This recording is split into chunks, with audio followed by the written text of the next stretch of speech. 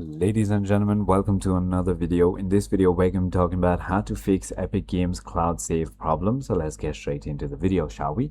So there are a couple of ways you can go ahead and fix this problem. The first is going to be with your internet connection. Try toggling your internet off if you have a Wi-Fi and toggling it on. If you're using Ethernet like me, you can simply go to Network and Internet Settings, go to Ethernet.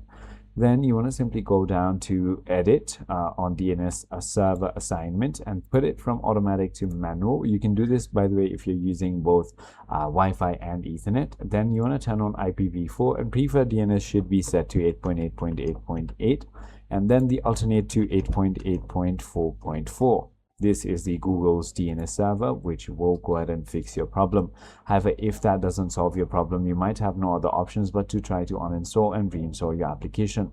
I hope this video clarifies everything for you. If you have further more queries, feel free to comment down below, and I'll see you on the next one.